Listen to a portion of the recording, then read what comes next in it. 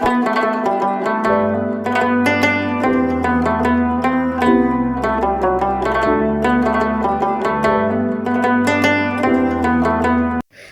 सल्ली अला सय्यिदिना मुहम्मदिन व अला आलिहि व सहाबिहि वसल्लम।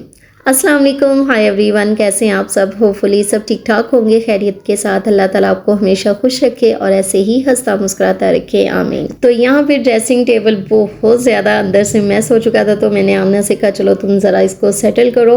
तो उसने कुछ चीज़ें बाहर निकाली थी और ये मेरे पास पॉपी ब्रो के ब्रशेज़ हैं। जब मेरे 2000 सब्सक्राइबर कंप्लीट होंगे तो इंशाल्लाह मैं आपके साथ पूरा अपना वेंट्री टूर जो है वो शेयर करूँगी। तो यहाँ पे जो है बिखरा बिखेरम हुआ है, तो सारा आमना जो है वो समेट रही है। और अभी 11 बजे का टाइम था दिन का। हमने घर की क्लीनिंग के काम ख़त्म कर लिए थे और फिर ना मुझे ना थोड़ी सी कोफ भी हो रही थी देख के ना, तो मैंने कहा जल्दी से तुम इसको सही करो। और राबिया कह रही थी कि हमने स्ट्रॉबेरी कस्टर्ड बनाना है। तो अभी तकरीबन 12 बजे का टाइम था, तो किचन में आ गई। मैंने कहा चलो ये बना के तुम रख लो और जब तक ना अफ्तारी टाइम तक ये ठंडा भी हो जाएगा। तो वो बना रही है स्ट्रॉबेरी कस्टर्ड। और ना बच्चियों का इंटरेस्ट होना चाहिए किचन के कामों में, चाहे आप होम मेकर हैं, चाहे आप वर्किंग वूमेन हैं, लेकिन कुछ भी हो, औरत जो है ना किचन को तो उसको संभालना पड़ता ही है। चाहे कुछ भी हो, किचन जो है औरत संभालेगी तभी आपका घर जो है ना एक परफेक्ट तरीके से चल पाएगा। और मुझे लगता है कि जब आप खुद काम करते हैं ना तो एक अलग किस्म की सेटिस्फेक्शन भी होती है। एक जब हम बना रहे होते हैं एटलीस्ट हमें ये पता होता है जो काम हम कर रहे हैं नीट एंड क्लीन कर रहे हैं। और अब तो वैसे ही बहुत ज़्यादा बिजी डे हैं। एक तो रोज़ा जो है जो हमारा अशरा है, दूसरा अशरा मग़फ़िरत वो भी ख़त्म होने वाला है। 1-2 रोज़ा रह गया, आज 18वां रोज़ा जा रहा है।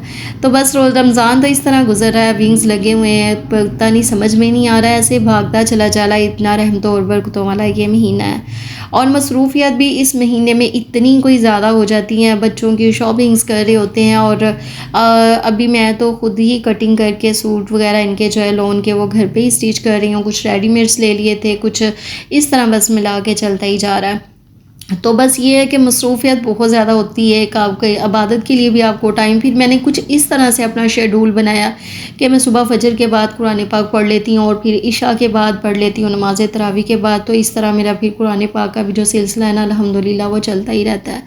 तो ये है कि काम सारा दिन जो है ना, अगर आप कह लें कि रमज़ान में काम नहीं इतने ज़्यादा होते तो ये बिल्कुल गलत है, बिल्कुल ये रॉन्ग है। मैं कहती हूँ कि जितने रमज़ान में काम बढ़ जाते हैं ना कि पूछे मत, और एक काम ख़त्म होता है तो दूसरा शुरू। और ये देखिए अभी सुबह को उठे हैं तो बिल्कुल सहरी के बाद हाँ मैं 1 घंटा ज़रूर नैप लेती हूँ और उसके बाद फिर अरमान को स्कूल भेज के घर की क्लीनिंग के काम साथ में कंप्लीट करवाए, उसका लंच बाद में भिजवाया मैंने। और फिर ड्रेसिंग का मैंने सारा उसको निकाल के दिया कि ये तुम थोड़ा सा क्लीन इसको करो। और साथ में इधर जो है हम आ गए थे किचन में, इसके साथ में ही बनवा के फिर मैं थोड़ी देर इनके सूट जो हैं वो एक सूट सिलाई किया और उतनी देर में फिर मेरा जो है इफ्तारी का टाइम भी हो गया था। तो इतनी ज़्यादा मसरूफियत हो जाती है, बहुत सारे काम निकल आते हैं और फिर शॉपिंग्स के लिए भी जाना होता है। तो अकेले रह के ना फिर थोड़ा सा हैंडल करना थोड़ा मुश्किल हो जाता है।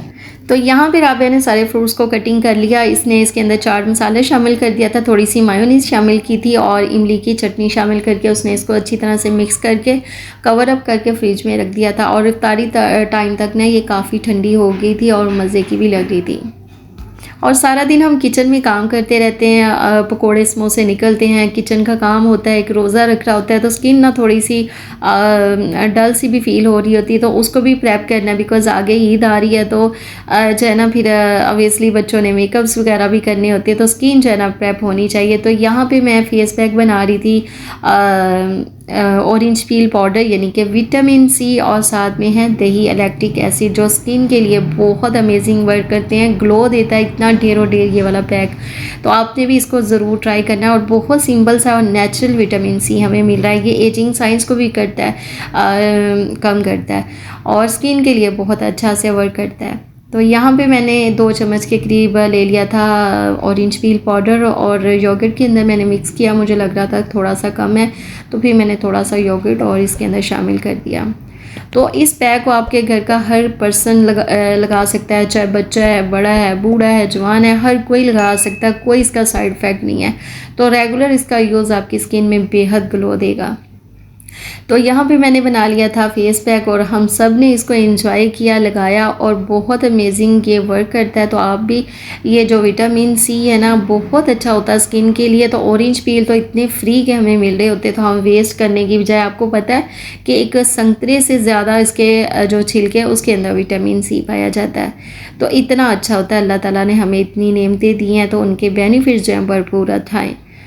और कोकोनट ऑयल की मैंने ऑयल मसाज की हेयर्स में, और उसके बाद अपने हैंड्स को वॉश करके और ये वाला मैंने मॉइस्चराइज़र अपने हाथों पे लगाया।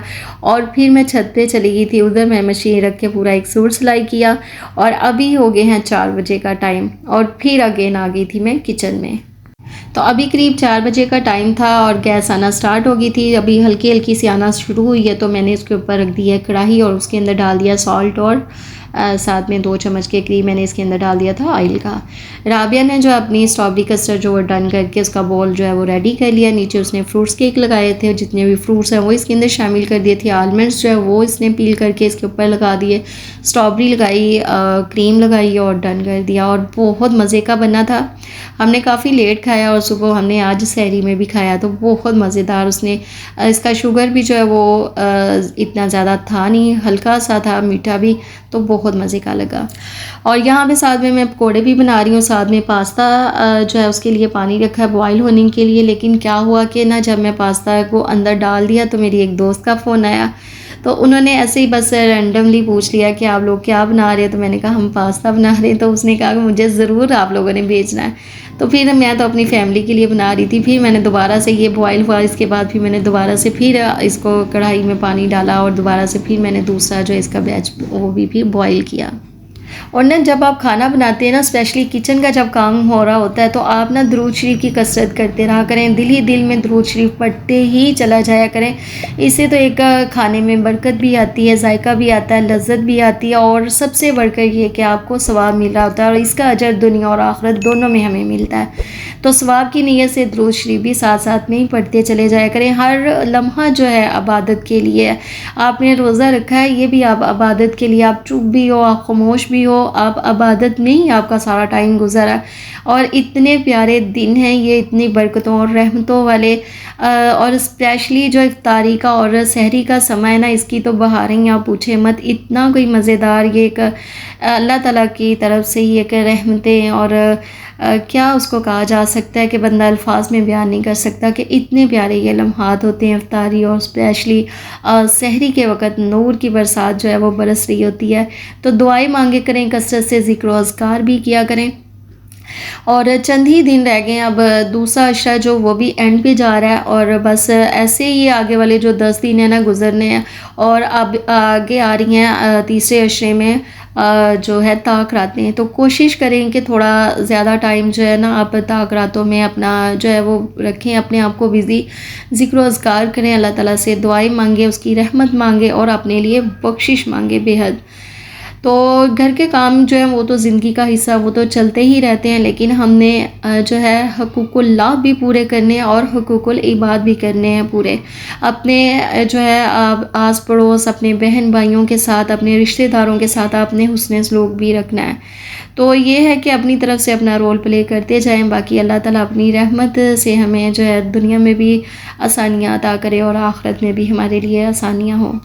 और यहाँ पे थोड़ा से टाइम रह गया था, अभी 5:30 का टाइम हो गया है। फ्राइंग का काम जो है मेरा ऑलमोस्ट कंप्लीट है। पास्ता भी मेरा जो है वो डन हो ही चुका है। स्पाइसेस मैंने इसके अंदर शामिल कर दिए हैं, सॉसेस भी शामिल कर दिए हैं, सोया सॉस, चिली सॉस, और साथ में विनीगर शामिल किया, थोड़ा सा टमाटो केचप भी शामिल कर दिया था। और वेजीज़ जो घर में पड़ी थी वो मैंने इसके अंदर शामिल कर दी हैं। तो अल्हम्दुलिल्लाह सारा काम जो है हमारा कंप्लीट हो गया था। और जैसे ही पास्ता रेडी हुआ तो मैंने इसको जो है बॉल में डाल के तो उनके घर भिजवा दिया। बाकी जो है अपने इफ्तार टेबल पे रखा, जो इफ्तारी बनी थी, और अल्हम्दुलिल्लाह हमने अपनी इफ्तारी जो है वो कंप्लीट की।